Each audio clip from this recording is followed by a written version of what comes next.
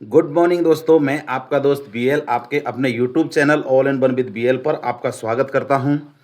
दोस्तों, मैं फिर से हाजिर हूं मध्यकालीन भारत के इतिहास का एक और इम्पोर्टेंट टॉपिक लेकर के। तो मध्यकालीन के भारत के इतिहास में हम पढ़ रहे थे मुगल साम्राज्य, और मुगल साम्राज्य में कल हमने बाबर और हुमायूं के बारे में और उन्हीं के साथ में शेरशाह सूरी के बारे में पढ़ा। और आज हम पढ़ेंगे मुगल साम्राज्य में अकबर। अकबर के द्वारा कौन कौन से युद्ध किए गए जो इम्पोर्टेंट थे, और कौन कौन से स्थापत्य कला के क्षेत्र में कार्य किया गया। तो बने रहिए मेरे साथ और शुरू करते हैं आज का टॉपिक, अकबर का कार्यकाल। तो फर्स्ट में देख लेते हैं आज की मोटिवेशन लाइन। उड़ान तो भरना है, चाहे कई बार गिरना पड़े। सपनों को पूरा करना है, चाहे खुद से ही लड़ना पड़े। हाँ दोस्तों, बिल्कुल। चाहे कितनी ही बार आप असफल हो, लेकिन सफलता के लिए आपको लगातार मेहनत और लगातार संघर्ष तो करना ही पड़ेगा। चाहे अपने आप से, अपने मन से बगावत करना पड़े, लेकिन अपनी मेहनत को जरूर करना है दोस्तों। चैनल को सब्सक्राइब कर लीजिए, वीडियो को लाइक करके कमेंट कर दीजिए, अपने दोस्तों के साथ शेयर कर लीजिए ताकि इसका फ़ायदा उन्हें भी मिल सके। और जो इंस्टाग्राम पे चैनल है और इन वन विद वीएल, उसको भी फॉलो कर लीजिएगा। अब दोस्तों देखते हैं आज का टॉपिक हमारा। आज का टॉपिक है हमारा, हम पढ़ रहे थे मध्यकालीन भारत का इतिहास, और मध्यकालीन भारत के इतिहास में हम पढ़ रहे थे मुगल काल। तो कल हमने भाग 1 पढ़ा, आज हमारा भाग 2 है।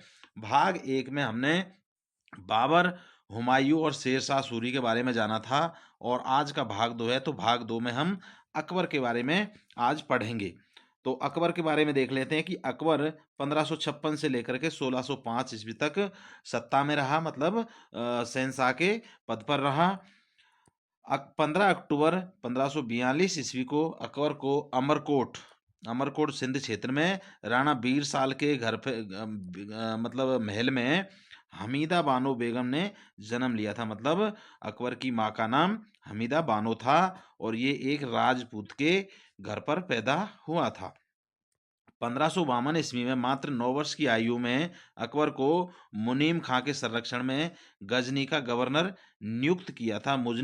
जो मुनीम खां है, वो शहंशाह हुमायूं का एक मंत्री था, तो उसके संरक्षण में गजनी का गवर्नर इनको नियुक्त किया गया था। 1555 ईस्वी में अकबर को लाहौर का गवर्नर नियुक्त किया गया था, और 13 साल 4 महीने की उम्र में अकबर पर मुगलिया वंश का ताज रख दिया था। आपको पता है कि 55 में उसमें शहंशाह हुमायूं की मृत्यु के पश्चात में जब इनको 13 साल और 4 महीने के थे, उसी टाइम पे इनको मतलब मुगल सल्तनत का शहंशाह बना दिया था। हुमायूं की मृत्यु के बाद बैरम खान ने, जो बैरम खान उनका मंत्री था, कालान और गुरदासपुर पंजाब में 14 फरवरी 1556 ईस्वी को अकबर का राज्याभिषेक कर दिया था। बैरम खां 1556 से 1560 तक अकबर का संरक्षक रहा था। मतलब ये छोटा था अकबर, तो इसका सारी देखभाल जो भी प्रशासन की थी वो बैरम खां करता था। दिल्ली में हेमू हेमू दिल्ली में एक शासन करता था, जो मोहम्मद आदिल शाह का सेनापति था। तो मुगल गवर्नर तरजी बेग पहले यहाँ दिल्ली में था, उसको मतलब युद्ध में मार भगाया था, और दिल्ली पर इसने अधिकार किया था। किसने? हेमू ने अधिकार कर रखा था दिल्ली पर। और उसके पश्चात में क्या हुआ कि अकबर ने जब हेमू मतलब दिल्ली पे शासन करा, तो अकबर ने बैरम खां के नेतृत्व में, जो बैरम खां इनके मतलब पिता की तरह ध्यान रखते थे, उनके नेतृत्व में हेमू पर आक्रमण किया, और 5 नवंबर 1556 ईस्वी को पानीपत के युद्ध में इनके बीच लड़ाई हुई, और जिसमें अकबर की सेना जो थी विजय हुई थी, और इसे पानीपत का दूसरा युद्ध का नाम दिया गया था। और इसी युद्ध में विजय होने के पश्चात में मुगल सल्तनत की नींव दिल्ली के अंदर पड़ गई थी, जो पहले हुमायूं के टाइम पर शेरशाह सूरी ने मुगल शासन की नींव हिला के रख दी थी। तो फिर से अकबर का शासन यहाँ से शुरू हुआ था, जो पानीपत के द्वितीय युद्ध से। 1556 से 1560 तक जो शासन है अकबर के ऊपर, जो धाय माँ थी इसकी, महामांगा जिसको बोलते थे, मतलब जो दाई माँ हुआ करती थी, उसके प्रभाव में ज़्यादा था, और उसके संबंधियों के प्रभाव में था। इसे इतिहासकारों ने पेटीकोट शासन की संज्ञा दी है। मतलब पेटीकोट शासन मतलब एक लेडीज के संरक्षण में था, उसके इशारे पर अकबर काम करता था, तो इसलिए पेटीकोट शासन की संज्ञा दी है। 1562 ईस्वी में अकबर ने हरम दल से अपने आप को मुक्त कर लिया था। हरम जो अकबर के महल में जो स्त्रियां रहती थी, उनकी बेगम रहती थी, उसको हरम कहते थे। तो जो हरम दल में मतलब जो महामंगा थी, इनकी जो दाई माँ थी, उनके जो वो इशारे पे जो काम करता था, तो ये 1562 में उनके अपने स्वतंत्र फैसले लेने लगा और अपने हिसाब से शासन करने लगा। तो ये हरम दल से मतलब अपने आप को मुक्त करने का मतलब यही है कि जो महामंगा और उनके और स्त्रियों की जो इनके ऊपर इशारों पे काम करवाते थे, तो उनसे ये अपने आप से मुक्त हो गया था और खुद अपने हिसाब से काम करने लगा। हल्दी घाटी का युद्ध 18 जून 1576 में मेवाड़ के राणा प्रताप और अकबर के बीच हुआ था और इस अकबर की सेना का नेतृत्व मान सिंह और आसफ खान ने किया था। अकबर ने जैन धर्म, जैन आचार्य हरि विजय सूरी इनके दरबार में थे, उनको जगत गुरु की उपाधि दी थी। राजस्व प्राप्ति की जब्ती प्रणाली जो है अकबर के शासनकाल में ही शुरू की गई थी। अकबर ने दीवान राजा टोडरमल, अकबर के दीवान थे राजा टोडरमल, जो 1580 ईस्वी में इन्होंने दहसाला बंदोबस्त लागू किया था। मतलब जमीन सुधार का ये एक मतलब कानून बनाया था। अकबर के दरबार में प्रसिद्ध संगीतकार तानसेन थे, जो इनके नवरत्नों में शामिल थे, और अकबर के दरबार में प्रसिद्ध चित्रकार अब्दुल समद भी रहा करते थे। दोस्तों, थोड़ा-सा क्या है, मैटर ज़्यादा है, तो मैं थोड़ा तेज़ मतलब जल्दी फ़ास्ट करने की कोशिश कर रहा हूँ ताकि आपका समय ज़्यादा बर्बाद ना हो। आगे देखते हैं कि दसवंत और बसावन अकबर के दरबार में अन्य प्रसिद्ध चित्रकार थे। मतलब ये दसवंत और बसावन भी चित्रकार अकबर के दरबार में हुआ करते थे। अकबर के शासनकाल के प्रमुख संगीतकार जो थे, तो तानसेन इनका प्रमुख था ही। उसके बाद में बाज बहादुर था, बाबा रामदास और बैजू बावरा भी अकबर के दरबार में मतलब संगीतकार हुआ करते थे। स्थापत्य कला के क्षेत्र में अकबर ने कई कृतियाँ बनाई, कई इमारतें बनाई थी। तो उनमें आगरा का किला, ये अकबर के द्वारा बनाया गया। फतेहपुर सीकरी में शाही महल होता है, वो जो मुस्लिम शासक हुए थे उनके रहने का महल जो होता था उसको शाही महल कहते थे। दीवान खास, दीवान खास से वो होता है कि अपने प्रशासन के कुछ खास खास आदमियों के साथ में मशवरा करना होता है, तो वो दीवाने खास में करते हैं, तो उसको दीवाने खास बोलते हैं। दीवाने आम, दीवाने आम उसको बोलते हैं जिसमें आम जनता की शिकायतें और उनकी निपटारा किया जाता है, जिसमें हर किसी को आने जाने की इजाज़त होती है, उसे दीवाने आम बोलते हैं। तो वो भी बनवाई, पंचमहल भी बनवाया, बुलंद दरवाज़ा बनवाया, जोधाबाई का महल बनवाया था वो फतेहपुर सीकरी में, इबादत खाना मतलब प्रार्थना स्थल, जहाँ पे पूजा पाठ के लिए मतलब सभी को छूट हो ऐसा इबादत खाना वहाँ बनवाया था। इलाहाबाद का किला बनवाया था और लाहौर का किला भी अकबर ने ही बनवाया था। बीरबल के बचपन का नाम महेश था। बीरबल जो अकबर बीरबल के बारे में सुनते हैं और पढ़ते हैं, तो बीरबल था, इसका नवरत्नों में शामिल था। तो इसका पहले महेश दास इसका नाम था और बीरबल नाम इसको अकबर ने दिया था। संगीत सम्राट तानसेन, तानसेन जो था, और इसका भी पहले नाम रामतनु पांडे था और जिसका जन्म ग्वालियर में हुआ था।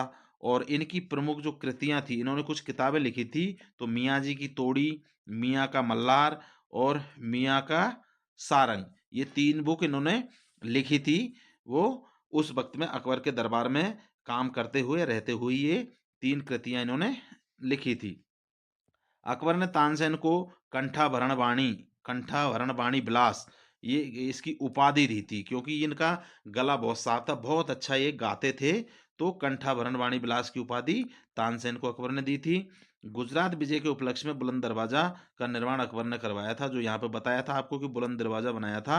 तो गुजरात के युद्ध में विजय प्राप्त की थी, उसके उपलक्ष्य में बुलंद दरवाजे का निर्माण किया गया था। और ये जो विजय है, युद्ध है, इनके बारे में हम आगे बात करेंगे।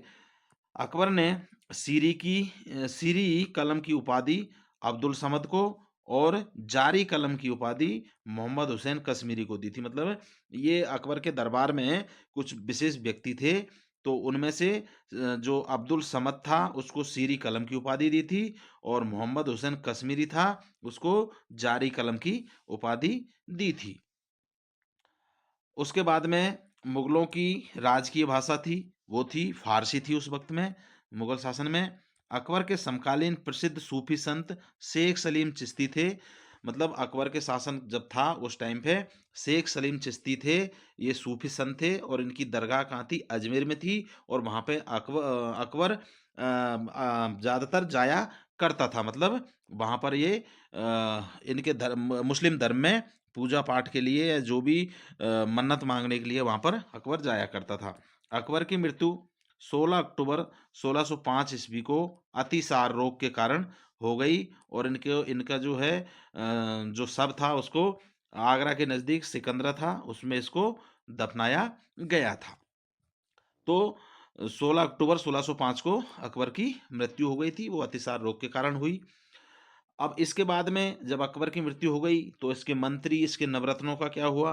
तो उनके बारे में देख लेते हैं कि यूसुफ जाइयों के विद्रोह को दबाने के दौरान, यूसुफ जाई थे, उनके विद्रोह को दबाने के दौरान जो बीरबल था उसकी धोखे से हत्या कर दी गई थी।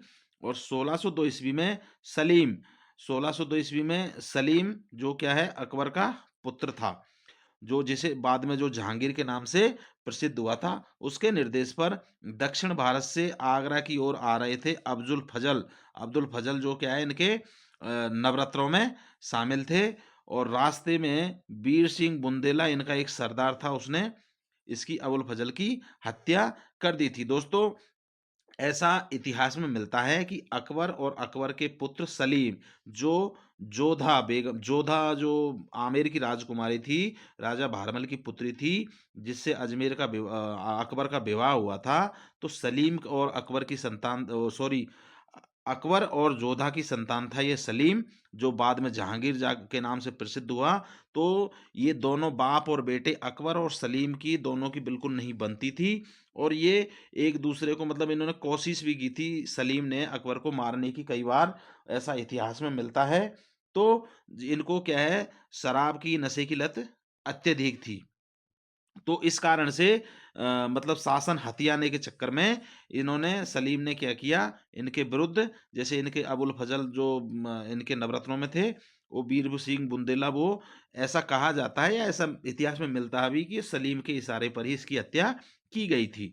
मुगल सम्राट अकबर ने अनुवाद विभाग की स्थापना की, मतलब दूसरी भाषा का दूसरी भाषा में अनुवाद करना, जिसमें नकीम खां, अब्दुल कादिर बदायूनी और शेख सुल्तान ने रामायण और महाभारत जो हिंदू धर्म के ग्रंथ है उनका फारसी में अनुवाद किया था। किस किसने किया था? नकीब खान ने, अब्दुल कादिर और बदायूनी ने और शेख सुल्तान ने रामायण और महाभारत का फारसी में अनुवाद किया था।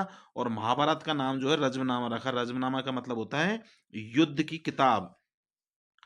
अब्दुल फजल का बड़ा भाई फैजी था जो अकबर के दरबार में राज्य कवि के पद पर आसीन था और इसने सूरदास चरित्र और नल दमयंती जो किताबें थी उनका फारसी में अनुवाद किया था और उसको सहेली नाम दिया था। इसके आगे और देख लेते हैं कि अबुल फजल जो इनका नवरत्न था, उसने दीन इलाही धर्म की मतलब दीन इलाही धर्म का स्थापना की थी अकबर ने। उसका मुख्य पुरोहित जो था वो अबुल फजल ही था। अबुल फजल ने अकबर की प्रेरणा से अकबरनामा मतलब अकबर के वंश और अकबर के बारे में जो भी संपूर्ण जानकारी वो लिखी थी, वो अबुल फजल ने लिखी थी अकबरनामा। और जिसे आईने अकबरी भी बोलते हैं, उसमें एक भाग था उसको। तो इस ग्रंथ के 3 भाग थे। अकबरनामा के 3 भाग थे और 3 भागों में जो था, पहला भाग जो था उसमें बाबर और हुमायूं जो इनके पूर्वज थे, इनके पिता और दादाजी थे, उनके बारे में जानकारी मिलती है अकबरनामा के एक भाग में। और दूसरे भाग में अकबर के शासनकाल और उनकी घटनाओं के बारे में जानकारी मिलती है। और तीसरा भाग जो था वो आईने अकबरी था। अकबरनामा का तीसरा भाग आईने अकबरी, और जिसमें अकबर के शासनकाल की प्रशासनिक व्यवस्था, अर्थव्यवस्था, राजस्व, सामाजिक रीति रिवाजों का विस्तृत विवरण मिलता है। मतलब जो अबुल फजल ने अकबरनामा लिखी थी उसमें 3 भाग थे। एक भाग में बाबर और हुमायूं की संपूर्ण जानकारी मिलती है। दूसरे भाग में अकबर का शासन की घटना और कार्यों का विवरण मिलता है। और तीसरा भाग आईन अकबरी के नाम से था, उसमें अकबर के प्रशासन व्यवस्था, अर्थव्यवस्था, राजस्व, सामाजिक रीति रिवाज जो भी सारे विवरण इसमें मिलता है। पंचतंत्र का फारसी में अनुवाद अबुल फजल ने अनवर ए सादात नाम से किया तथा मौलाना हुसैन फैज ने यार दानिश के नाम से किया। मतलब जो पंचतंत्र था उसका अबुल फजल ने जो फारसी में अनुवाद किया था वो अनवर सादात उसको नाम दिया, और मौलाना हुसैन फैज ने जो उसका फारसी में अनुवाद किया उसको यारे दानिश के नाम दिया। अब आप लोगों के लिए एक क्वेश्चन है कि जो पंचतंत्र ग्रंथ है इसकी रचना किसने की? मुझे कमेंट बॉक्स में जरूर बताइएगा कि किसने पंचतंत्र की रचना की थी।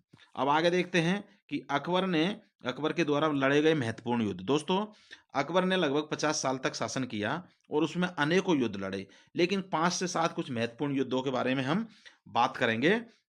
तो उनमें देख लेते हैं कि प्रथम युद्ध पानीपत का, दूसरा युद्ध जो 1556 ईस्वी में लड़ा गया था, और अकबर के जो सेनापति बैरम खान थे, बैरम खान इसके सेनापति, इनके इनके रक्षक सब कुछ थे, तो उनके नेतृत्व में सेना थी। और हेमू कौन था? जो मोहम्मद आदिल शाह का सेनापति था, इसके बीच में लड़ा गया था, और जिसमें मुगल शाह सेना विजय हुई थी और हेमू को मौत के घाट उतार दिया था और दिल्ली की गद्दी अकबर के अधीन हो गई थी। उसके बाद में 1567 ईस्वी में इन्होंने एक थानेसर का युद्ध लड़ा था, और ये युद्ध क्या है, कुछ सन्यासी थे, सन्यासियों ने विद्रोह कर दिया था, और जो उसको दबाने के लिए मुगल सेना और सन्यासियों के बीच में एक संघर्ष हुआ था, और जिसमें अकबर की सेना ने सन्यासियों के विद्रोह को दबा दिया था। तो ये थानेसर का युद्ध के रूप में 1567 ईस्वी में जाना जाता है।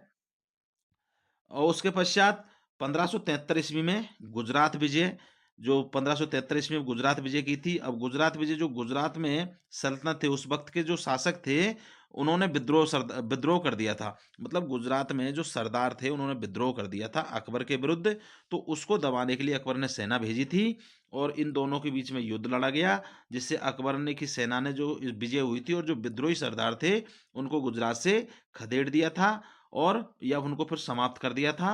और इस विजय के साथ ही अकबर का अधीन गुजरात भी आ गई थी, मतलब गुजरात भी अकबर के नियंत्रण में आ गया था। तो ये 1573 की गुजरात विजय थी। एक तो तुकारोई का युद्ध था। तुकारोई युद्ध 1575 ईस्वी का था, और इसमें क्या है, ये युद्ध बंगाल और उड़ीसा की सल्तनत के जो राजा थे उनके और मुगल सेना के बीच हुआ था, और जिसमें मुगलों की जीत हुई थी। और इसी युद्ध के में जीतने के पश्चात बंगाल और उड़ीसा भी मुगल सल्तनत का हिस्सा हो गए थे। उसके पश्चात 1576 में हल्दी घाटी का युद्ध, जो इसके जीवन का, अकबर के जीवन का महत्वपूर्ण युद्ध था। तो 1576 ईस्वी में अकबर और मेवाड़ के महाराणा प्रताप के बीच लड़ा गया था, और वो हल्दी घाटी नामक जगह पर लड़ा गया था, जिसमें मुगल सेना का नेतृत्व मान सिंह ने किया था। मान सिंह आमेर के राजा भारमल का पौत्र, और भगवान दास जो आमेर के थे उनके पुत्र था। और ये युद्ध अनिर्णायक रहा था, मतलब इस युद्ध में अकबर की सेना और मानसिंह का पूर्ण विचार था कि या तो महाराणा प्रताप को बंदी बनाया जाए या उन्हें मौत के घाट उतार दिया जाए, लेकिन इनके मंसूबों पर पानी फिर गया था, दोनों ही काम नहीं कर पाए। युद्ध समाप्त होने से पहले ही उसका जो महाराणा प्रताप का घोड़ा चेतक था वो घायल हो गया था, उसको तीर लग गया था। तो इस वजह से महाराणा प्रताप युद्ध क्षेत्र से भाग गए थे। और इतिहास में ऐसा भी कहा जाता है कि महाराणा प्रताप का भाई था शक्ति सिंह, जो अकबर की सेना में था। तो जब घोड़ा जख्मी हो गया था, तो भागते हुए महाराणा प्रताप का शक्ति सिंह ने पीछा किया, और रास्ते में रोक करके अपना घोड़ा उनको दिया, और उनको भाग जाने के लिए कहा था। इतिहास में ऐसा भी विवरण मिलता है। तो मतलब अकबर को इसमें पूर्ण विजय नहीं मिली थी, हालांकि चित्तौड़ पर अधिकार हो गया था, लेकिन पूर्ण विजय नहीं मिली थी। ये युद्ध अनिर्णायक रहा था। उसके बाद कश्मीर पर विजय, ये 1586 ईस्वी के में ये युद्ध हुआ था। और ये युद्ध क्या है, कश्मीर के राजा यूसुफ खान और मुगल सेना के बीच में हुआ। और इस युद्ध का नेतृत्व जो है राजा भगवान दास कर रहे थे, जो भगवान दास मान सिंह के पिता, वो कर रहे थे। और कासिम खान ने, मतलब भगवान दास और कासिम खान दोनों ने किया था, और इसमें भी मुगल सेना विजयी हुई थी। दोस्तों, मैं एक चीज बताना आपको भूल गया था कि जो आमेर के राजा भारमल थे, इनकी पुत्री थी जोधा, जिससे मतलब राजा भारमल पर मुगल सेना का दबाव बना, तो अपने राज्य और अपनी सुरक्षा के लिए भारमल ने अपनी पुत्री का विवाह अकबर से किया था। और ये जो भगवान दास जो है वो जोधा का भाई था, और ये मान सिंह है वो जोधा का भतीजा था। तो ये चीज मैं आपको बताना भूल गया, तो इसकी भी जानकारी आपको होनी चाहिए। कई इतिहासकार कहते हैं कि जोधा नाम का इस तरह का कि अकबर से नहीं हुआ, लेकिन इतिहास में ये मिलता है। और ये जो राजा भगवान दास और जो आमेर के वर्तमान राजा थे भारमल, उनकी पुत्री थी। आगे देख लेते हैं। सिंध पर विजय प्राप्त की थी इन्होंने, और ये 1591 ईस्वी में की थी। और ये राजा मिर्जा जानी बेग और मुगल सेना के बीच में युद्ध लड़ा गया था, जिसमें मुगल सेना विजयी हुई थी। और इसके साथ ही क्या हुआ, डर के मारे खानदेश का राजा था राजा अली खान, उसने क्या स्वेच्छा से ही मुगलों की अधीनता स्वीकार कर ली थी। मतलब अकबर की सेना ने, ऐसा कई बार हुआ है कि युद्ध लड़ा और उससे डर करके पड़ोसी राज्य वाले ने अपने आप ही उसकी अधीनता स्वीकार कर ली थी। उसके बाद में कांधार के पर विजय प्राप्त की थी, और ये विजय प्राप्त की थी 1595 ईस्वी में। और इस युद्ध में सफाविद साम्राज्य के शासक थे और मुगल सेना के बीच ये युद्ध हुआ था, जिसमें मुगल सेना विजय हुई थी और कांधार पर भी मुगल सेना का या अकबर का शासन स्थापित हो गया था। उसके बाद में अकबर के जीवन का अंतिम युद्ध था जो असीरगढ़ का किला को लेकर के हुआ, और ये 1601 में हुआ था। और ये खानदेश के राजा थे शासक मीरन बहादुर। तो इनको अकबर की सेना ने हराया था और ये किला इससे प्राप्त कर लिया था। अकबर की ये अंतिम विजय थी या अंतिम सैनिक अभियान था। तो दोस्तों, ये 8 से 10 युद्धों के बारे में हमने बात की, लेकिन इनके अतिरिक्त अकबर ने और अकबर की सेना ने बहुत से युद्ध किए, लेकिन कुछ प्रसिद्ध जो युद्ध थे उनके बारे में हमने ये बात की थी। अब देख लेते हैं कि अकबर ने क्या-क्या महत्वपूर्ण कार्य किए थे। तो अकबर के महत्वपूर्ण कार्यों में देख लेते हैं। 1562 ईस्वी में दास प्रथा का अंत किया। मतलब जो दासों की खरीद फरोख्त होती थी, कि कोई भी मतलब जैसे कोई धनवान आदमी होता था वो दास रखता था, तो दास कोई नहीं रखेगा, ये प्रथा का पहले प्रचलित थी, तो उसका अंत कर दिया था। अकबर ने हरम दल से मुक्ति पाई थी, जो मैंने आपको बताया कि महामंगा के अंडर काम करता था, तो उस दल से भी 1562 ईस्वी में अकबर ने मुक्ति पा ली थी। उसके बाद में तीर्थ यात्रा कर समाप्त किया था। तीर्थ पहले क्या है, जो हिंदू यात्री तीर्थ के लिए जाते थे तो उनसे कर लिया जाता था। तो उसको भी, अब इसकी भी कहानी एक लंबी है, लेकिन ये थोड़ा क्लास लंबी हो जाएगी, इसलिए आप इतना समझिए कि जो तीर्थ यात्रा कर हिंदुओं से लिया जाता था, तो वो 1563 ईस्वी में अकबर ने वो समाप्त कर दिया था कि कोई कर नहीं लिया जाएगा। उसके बाद में जजिया कर ये हिंदुओं से लिया जाता था, इसको भी 1564 ईस्वी में अकबर ने समाप्त कर दिया था। और उसके बाद में 1571 ईस्वी में फतेहपुर सीकरी में, जो 1571 ईस्वी में क्या किया, फतेहपुर सीकरी की स्थापना की। और फतेहपुर सीकरी में अपनी राजधानी को ले गया, आगरा से फतेहपुर सीकरी में राजधानी को स्थानांतरित कर दिया था। और यहाँ फतेहपुर सीकरी में ही इन्होंने जोधा के लिए एक महल बनाया था, ऐसा इतिहास में मिलता है। उसके पश्चात 1575 ईस्वी में इन्होंने इबादत खाने की स्थापना की। इबादत खाना मतलब वही पूजा पाठ के लिए, जो भी इसमें सब कोई भी बैठ करके पूजा पाठ कर सकता है। 1579 ईस्वी में मजहर की घोषणा की। मजहर मतलब मजहर ये था कि जैसे भी कोई राजनीतिक मसले होते थे, उनमें जो धार्मिक गुरु होते थे, जो मुस्लिम धर्म के जो पादरी होते थे, वो अपना बीच में ही मत रखने लग जाते थे। तो उससे क्या है, वो न्याय में, मतलब शासक न्याय ठीक से नहीं कर पाता था। तो 1569 ईस्वी में अकबर ने ये क्लियर घोषणा कर दी थी कि कोई भी धार्मिक आदमी राजनीतिक कार्यों में हस्तक्षेप नहीं करेगा। 1580 ईस्वी में देसाला प्रणाली टोडरमल द्वारा बनाई गई थी। देसाला बंदोबस्त मतलब एक भूमि सुधार था, कि कोई ऊबड़-खाबड़ भूमि है या भूमि में किसी तरह की कमी है, तो उसको ठीक करने के लिए टोडरमल, ये राजपूत था जो नवरत्नों में शामिल था, तो इसने देसाला बंदोबस्त लागू किया था। 1520 ईस्वी में दीन इलाही की घोषणा की थी। दीन इलाही ये है कि जो गरीब लोग हैं उनका एक धर्म हो और सर्वधर्म समभाव वाली बात, मतलब जो भी जिस धर्म को मान रहा है वो धर्म को मानने की उसको इजाजत हो। और मतलब कहने का मतलब है कि सभी धर्मों को समान रखा जाए। तो दीन इलाही का मतलब ये था कि चाहे वो गरीब हो अमीर हो, वो किसी भी धर्म को मान रहा हो, सभी को समान माना जाए, सभी धर्मों को समान दर्जा दिया जाए। थोड़ा सा लेक्चर बड़ा हो गया है। अब देख लेते हैं अकबर के जो नवरत्न थे। नवरत्नों में कौन कौन थे? तो बीरबल थे। इनका जन्म कालपी में हुआ। बचपन का नाम महेश दास था और अकबर ने इन्हें कविराज और राजा की उपाधि दी थी। 2000 की मनसबदारी इनको प्रदान की और ये न्याय विभाग के प्रमुख सर्वोच्च अधिकारी थे बीरबल। अबुल फजल थे। इन्होंने आईन अकबरी की रचना की, जो अकबरनामा, जिसमें 3 भाग थे, मैंने थोड़ी देर पहले आपको बताया था। और अबुल फजल दीन इलाही धर्म के पुरोहित थे और इनकी हत्या सलीम जहांगीर द्वारा करवाई गई थी, वो भी मैंने आपको अभी बताया थोड़ी देर पहले। तानसेन, अकबर ने इन्हें कंठाभरण वाणी से बिलास की उपाधि दी थी और ये ध्रुपद गायन के शैली के मतलब इनके समय में ध्रुपद गायन शैली का विकास हुआ था। ये संगीतकार थे। उसके बाद में अब्दुल रहीम खान खाना जो इनका सेनापति था या इनका सब कुछ था, मतलब इनका संरक्षक था बैरम खान, इनका पुत्र था रहीम खान खाना। और और इन्होंने बाबरनामा को जो है फारसी में अनुवाद किया था। जो अबुल फजल ने बाबरनामा लिखी थी उसको फारसी में अब्दुल रहीम खान खाना ने लिखी। मान सिंह, जिसके बारे में भी बताया, आमेर के राजा भारमल का पुत्र और भगवान दास का पुत्र था ये। अकबर जी की जो हल्दी घाटी का युद्ध था उसका नेतृत्व इसी ने किया। काबुल, बंगाल, बिहार के अभियानों में भी इसने महत्वपूर्ण भूमिका निभाई थी। उसके बाद में टोडरमल, इसका जन्म अवध सीतापुर में हुआ था और अकबर के शासन में इन्होंने दहसाला भूमि सुधार पर व्यवस्था बनाई थी, जो थोड़ी देर पहले मैंने बताया था आपको। एक था फैजी, जो अकबर ने इन्हें राजकवि के पद पर आसीन किया था और इन्होंने गणित का जो प्रसिद्ध पुस्तक थी एक लीलावती उस वक्त की, उसका फारसी में अनुवाद किया था। एक हकीम हुकाम था जो अकबर के रसोई घर को संभालता था, मतलब खाने पीने की क्या वस्तु बनेगी वो इसके अंदर था। और एक मुल्ला दो प्याजा था, वह अपनी बुद्धिमानी और वाक्पटुता के कारण नवरत्नों में शामिल था। तो ये नवरत्न थे अकबर के, जो हर चीज में माहिर थे, दक्ष थे और किसी भी कार्य को करने से पहले अकबर इनसे सलाह जरूर लेता था। तो दोस्तों, अकबर का जो चैप्टर है वो काफी लंबा है, मैंने आपको शॉर्ट में बताया है। जो परीक्षा की दृष्टि से इंपॉर्टेंट है वो चीज हमने कवर की है और थोड़ा फास्ट भी किया है।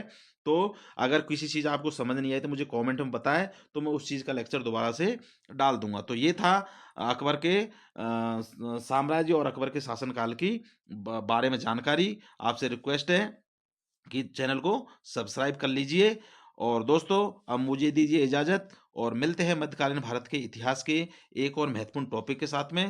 तब तक के लिए नमस्कार, धन्यवाद।